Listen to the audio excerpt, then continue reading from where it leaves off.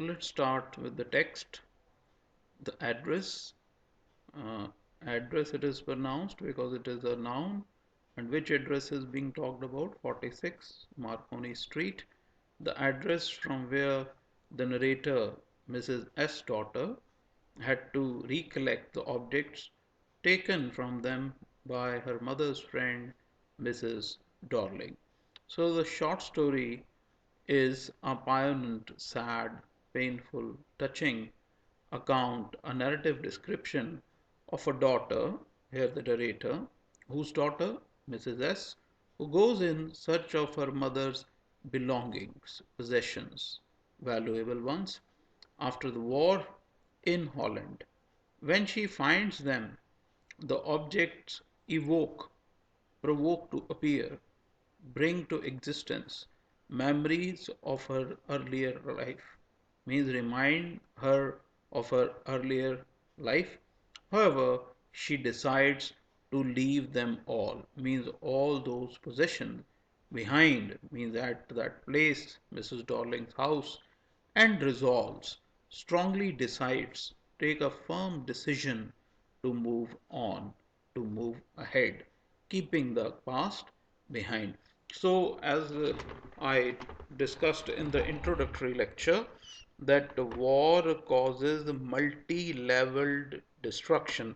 So here, the level that has been destroyed is the desire to possess, the desire to live with wishes. Do you still know me? I asked. So this is a direct question, direct speech, and this question is to Mrs. Dorling. The woman looked at me searchingly, as if searching something. She had opened the door a chink a bit. I came closer to the door and stood on the step of the entrance of the house. No, I don't know you. So there are two negative statements. First is direct no, outright refusal to recognize, and I don't know you. He neither recognizes them nor knows her. I'm Mrs. S. daughter. She held her hand on the door as though she wanted to prevent it, means keep it from happening. She did not want the door to get opened any further. This shows that Mrs. Dorling was trying to hide something. Her face gave absolutely, completely no sign of recognition that she had identified uh, the narrator. She kept staring at me in silence. She looked intently at the narrator but did not say anything. Perhaps I was wrong, mistaken, means she was at the wrong address, the narrator felt. I thought, perhaps it isn't her, perhaps it isn't Mrs. Darling. I had seen her only once, fleetingly, for some time, just while passing, and that was years ago. It was most probable, it is likely, but not sure, that I had rung the wrong bell, so she has rung at the wrong address. The woman let go of the door and stepped to the side. She hid herself behind the door. She was wearing my mother's green knitted cardigan, a buttoned sweater. The button sweater means the sweater has button at the front for closing. The wooden buttons were rather pale from washing, means this cardigan was not worn by chance. It was repeatedly being worn by Mrs. Dorling, means she had been using their object. So here the cardigan. She saw that I was looking at the cardigan. She noticed that the narrator was observing her uh, buttoned sweater, and probably this made or would make narrator sure that she was at the right address and half hid herself. That is why Mrs. Dorling hid herself. She went behind the door, but I knew now that I was right. How did she know? Because of the cardigan. Okay, earlier she thought when Mrs. Dorling refused to recognize her. Okay, but now she knew through the buttoned sweater that she was at the right address. Well, you knew my mother, I asked. Have you come back? Said the woman. I thought no one had come back. So now she changes, Mrs. Dorling. She changes her statement because she has noticed that Mrs. S. daughter has observed her mother's sweater, and now she knows that she is at the right address. So that is why she changes the statement. And I thought that no one had come back shows her this presumption that all of them, means Mrs. S and her daughter, would die in war. Okay, she was having this belief. So that shows her cunning attitude, her hoarding attitude, her avaricious attitude, that she did not help her out of their friendship because of their friendship, but because she wanted to possess their valuable objects with this belief that all of them would die. What is wrong in saying that, okay, I'll keep them for some time, and when you return, you can take those objects from back from me? But then the narrator reveals only me. That means her mother had died.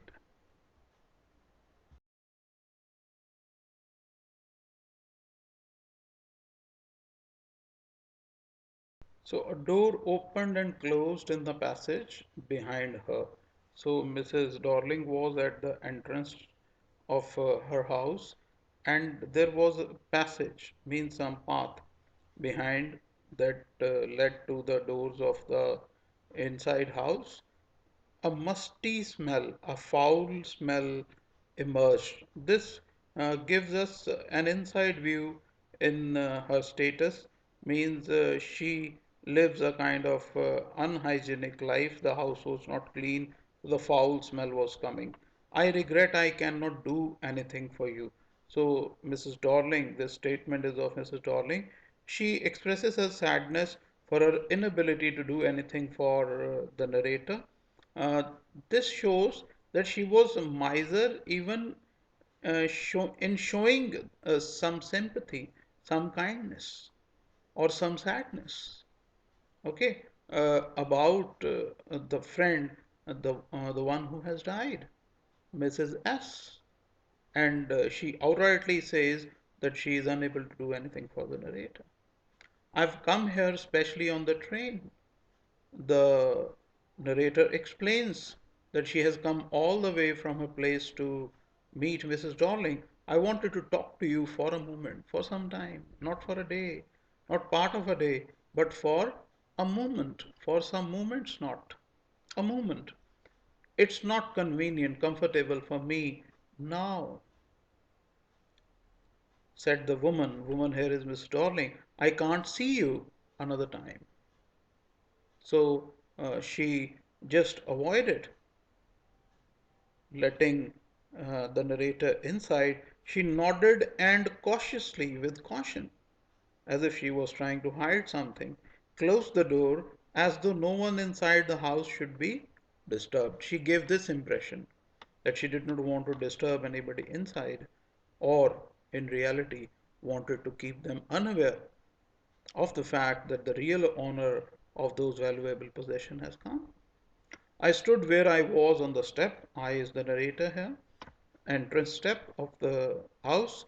The curtain in front of the bay window. A window that sticks out of the front wall of the house. That is the bay window. Someone stared at me and would then have asked. This was narrator's presumption. Would then have asked what I wanted. Means why that person had come. The person inside Mrs. Dorling's house, her daughter or somebody else, must have asked her. Oh, nothing, the woman would have said. It was nothing. So now she understands Mrs. Dorling, uh, something about her particularly, that what is her nature. Okay, generally she hides the truth. She avoids when her help is required. I looked at the nameplate again. Dorling, it said in black letters on white enamel. On the enamel means on the base that is painted with white enamel with black color, or in black color it was written Dorling. And on the jamb, so jamb is a door frame, a bit higher, the number 46. So she was there at the right address, number 46, Darling's house, Marconi Street. As I walked slowly back to the station, I thought about my mother, who had given me the address years ago. It had been in the first half of the war, means when the war has already started. I was home for a few days, and it struck me immediately that something or other about the rooms had changed, means something was missing. So generally, there are objects your rooms are decorated with. You don't notice them, but when they're removed, you notice that something is missing. I missed various things. So there were many things which were taken from their house. So various things. My mother was surprised that I should have noticed so quickly. Then she told me about Mrs. Dorling. I had never heard of her. Apparently, clearly, she was an old acquaintance. Means the one of those old people whom the narrator, Mrs. S or narrator's mother knew. Of my mother, whom she hadn't seen for years, many years. She had suddenly turned up and renewed their contact, so made new again. So if you have some old friend, you have not met him for years, and he comes back and establishes that friendship bond of friendship again, the friend has renewed that contact. Since then, she had come regularly, and after that, she has been coming regularly.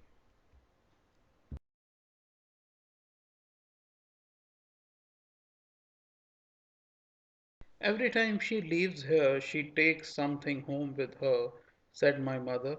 She took all the silver in one go, and then the antique plates that hung there. She had trouble lugging those large vases. So every time she leaves here, she takes something home with her. Means uh, every time she visits Mrs.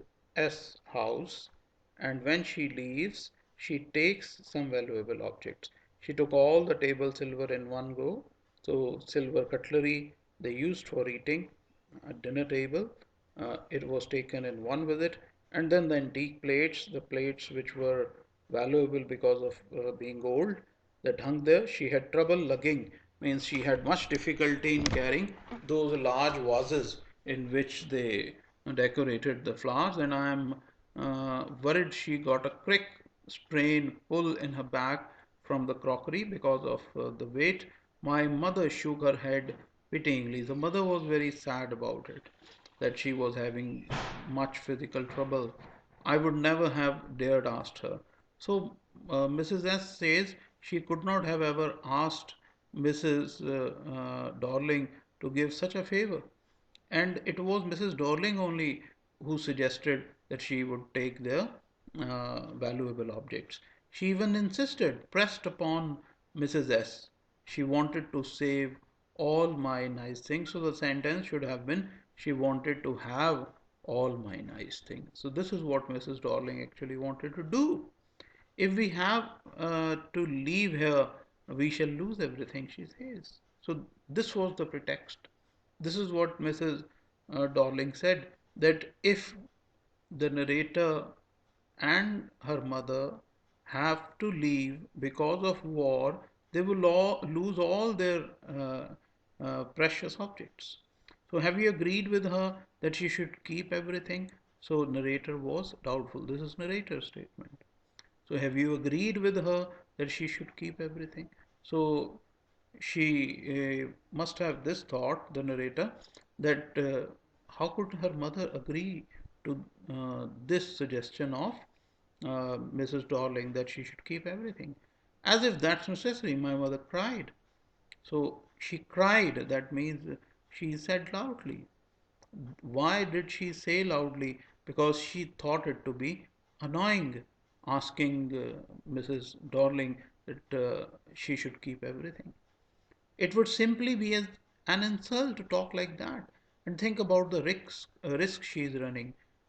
Each time she goes out our door, with full suitcase or bag that she might be attacked, she might be injured. So this is the risk that, according to Mrs. Dorling is running, the danger of being attacked. So that is why she feels that Mrs. Dorling is doing them a favor by putting her own life in risk.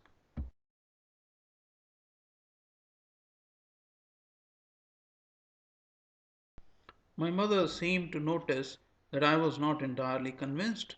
She looked at me reprovingly with dislike. And convinced of what? That Mrs. Dorling is helping them. She thought that Mrs. Dorling is cheating them. This shows that she is quite observant. And after that, and rational also. And after that, we spoke no more about it. We means the narrator and her mother. Meanwhile, I had arrived at the station. By this time, she had arrived at the station. So earlier, the description of her house, attempt of Mrs. Dorling to take all their valuable objects, reaction of Mrs. S, all were of the past time, the stream of consciousness. Now she has moved to the present, so movement on space and time. Meanwhile, I had arrived at the station without having paid much attention to things on the way. Why did she not pay attention to things on the way? Because she was absorbed in herself, in her thoughts of the past, of Mrs. Dorling's visit, her mother's reaction, her mother's belief, her mother's assurance, and her mother's annoyance from her. I was walking in familiar places again for the first time since the war. Familiar places, the places she knew. After war means after a long time. Uh, uh, Here, otherwise, it means intention to live, to exist. But I did not want to go further than was necessary. So, why? Because if she moves further, she might be disturbed facing the things she did not want to. I don't want to upset, disturb myself with the sight of street and houses full of memories from the precious time. So, what is precious? Valuable. And what is valuable? The time when you live with your bonds, with your relationships. Here, her mother. So she did not want to recall those incidents. Why? Because that would hurt her emotionally and disturb her. In the train, she would miss her mother more. In the train back, I saw Mrs. Dorling in front of me again, again, stream of consciousness. As I had the first time I met her, it was the morning after the day my mother had told me about her. I had got up late and coming downstairs, I saw my mother about to see someone out. So Mrs. Dorling must have been at the door and the mother was seeing her out. A woman with a broad back. She had a wide back. There is my daughter, said my mother. She beckoned to me, called me with a sign, with a gesture, with the sign of a hand. The woman nodded. She moved her head, shook her head in yes or no, and picked up the suitcase under the coat rack. She uh, wore a brown coat and a shapeless hat. This shows a shapeless hat. She was not financially so sound. Does she live far away? I asked, seeing the difficulty she had going out of the house with a heavy case. In Marconi Street, said my mother, number 46. Remember that. So this remember that shows uh, Mrs. S intention to recollect those objects from Mrs. Dorling's house. So that is why she has given them those valuable objects, and there was no intention to just to hand over those objects and not to be collected in future. But she insists on her daughter to remember the address, Marconi Street, number 46.